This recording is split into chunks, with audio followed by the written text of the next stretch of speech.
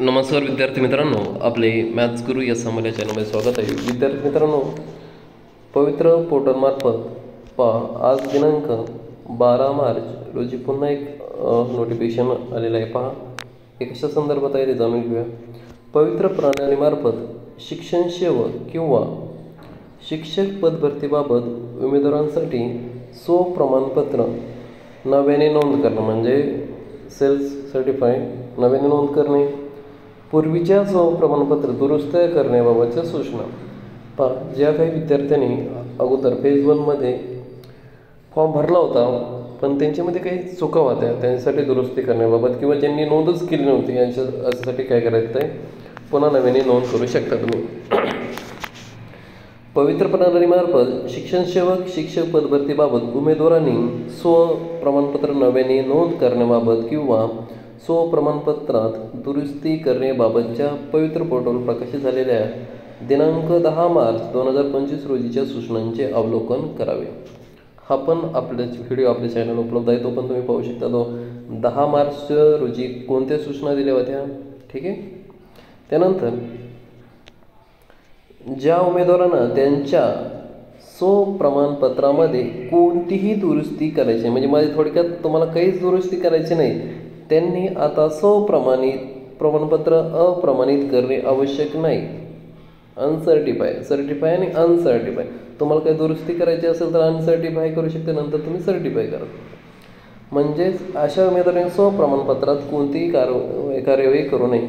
उमेदवारांचे पहिल्या टप्प्यात केलेले प्रमाणपत्र पुढील टप्प्यात आपोआप विचारात घेतले जाणार आहे. खूप लोकांचे प्रश्न आहेत की सर मी सर्टिफाय करू की नको, अनसर्टिफाय करू की नको असे, ठीक आहे. उमेदवारांचे पहिल्या टप्प्यात केले प्रमाणपत्र तुम्ही पहिल्या टप्प्यात जे काही सेल्फ सर्टिफाय केलं आहे, ठीक आहे, तुम्ही त्याला परत अनसर्टिफाय करून परत सर्टिफाय करण्याची काही इथे आवश्यकता नाही. ते पुढील टप्प्यात आपोआप विचारात घेतले जाणार आहे. पहिला मुद्दा क्लिअर.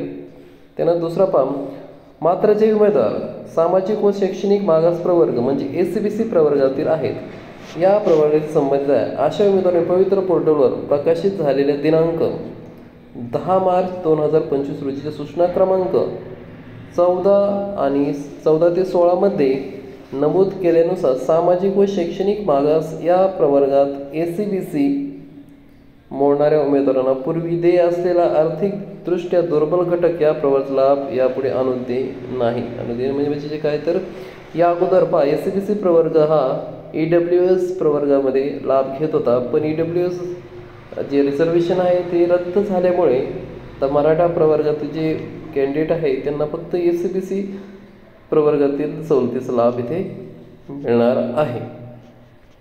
त्यानंतर अशा उमेदवारांनी त्यांचा योग्य तो प्रवर्ग निवड करून प्रमाणपत्र पुनश्च प्रमाणित करणे अनिवार्य आहे, ठीक आहे. पहा मध्यंतरीच्या काळात जे ओपन मराठा कॅटेगरीचे मुलं होते त्यांचे OBC प्रमाणपत्र पण निघाले आहेत, म्हणजे कुणबी मराठा, आणि ज्यांचे निघाले नाही ते SCBC प्रवर्गाचा इथे लाभ घेऊ शकतात. तिसरा मुद्दा पहा, सद्यस्थितीत प्रमाणपत्र अप्रमाणित केले असल्यास प्रमाणपत्रामध्ये कोणताही बदल केला असो अथवा नसो अशा उमेदवाराचे प्रमाणपत्र प्रमाणित करणे अनिवार्य आहे. सद्यस्थितीत अप्रमाणित केले असल्यास थोडंसं लक्षात घ्या, ठीक आहे. तुम्ही अनसर्टिफाय फॉर्म केला आहे पण तुमच्याकडे तसं विसरून राहिला आहे, ठीक आहे. आणि तसंच ते सेल्फ सर्टिफाय तुम्ही करू नाही शकला तर तुम्ही ते फेरीतून बाद होणार आहात, हे लक्षात घ्या. तुमच्याकडून जर अनसर्टिफाय झाला तर तुम्हाला सेल्फ सर्टिफाय करणं गरजेचंच आहे. ते प्रमाणपत्रामध्ये कोणताही बदल केला असो अथवा नसो केला, ठीक आहे, पण अनसर्टिफाय झालेला आहे अशा उमेदवारांनी त्यांचे प्रमाणपत्र प्रमाणित म्हणजे सेल्फ सर्टिफाय करणे अनिवार्य आहे. अन्यथा प्रमाणपत्र प्रमाणित न करणारे उमेदवार पोर्टलवरील कोणत्याही प्रक्रियेसाठी पात्र राहणार नाहीत, याची उमेदवारांनी इथे गांभीर्याने नोंद घेणे आवश्यक आहे, ठीक आहे. काही तुमचे प्रश्न असतील तर तुम्ही कमेंट बॉक्स विचारू शकतात, ठीक आहे. यानंतर तो 10 मार्चचा जो काही नोटिफिकेशन आहे ते पण मी ते चॅनलला अपलोड करतो आहे. चॅनलसोबत राहा, चॅनलला सबस्क्राईब करा. धन्यवाद. Thank you so much.